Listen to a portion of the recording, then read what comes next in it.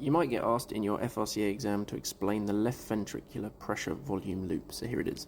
Start with volume on the x-axis, maximum 120 mils, and pressure on the y-axis, maximum 120 millimeters of mercury. And you're going to start down here at about 50 mils and a couple of millimeters of mercury of pressure. This is your empty, relaxed left ventricle. What's going to happen is the volume is going to increase slowly as the ventricle fills from the atria.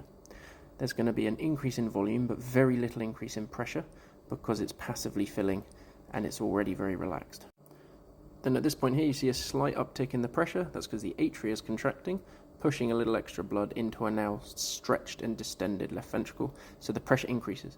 And it's going to increase to the point where it exceeds the pressure in the atrium and the mitral valve closes. So the mitral valve opens here, blood starts to come into the ventricle, and then it closes here because the pressure in the ventricle is now higher than the pressure in the atrium.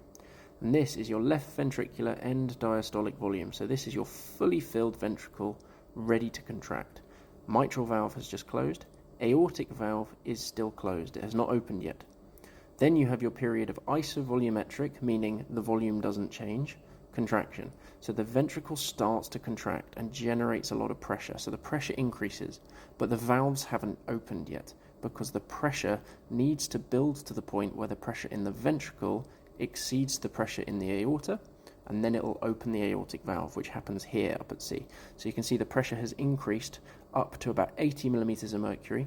No blood has flowed anywhere yet because you need that pressure to exceed the pressure in the aorta.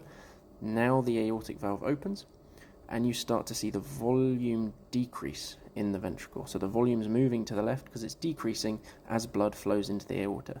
Note that the pressure is still increasing because the ventricle is continuing to contract, and it peaks at the systolic pressure of 120, assuming it's a normal pressure of 120 millimeters of mercury.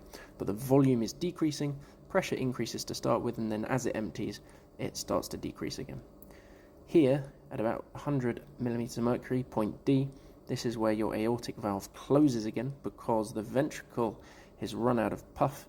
It's emptied as much as it can. The aortic pressure is really, really high, about 120, and so it exceeds the pressure in the ventricle and it causes the aortic valve to close.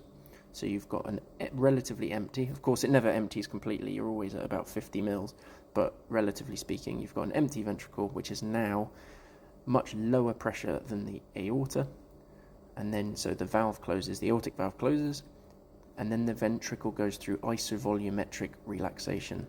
So it relaxes very, very quickly. That pressure drops back down to your baseline relaxed pressure, and then the mitral valve opens again, and you start the process again with the ventricle passively filling. So that's why you go around this loop and why it looks like that.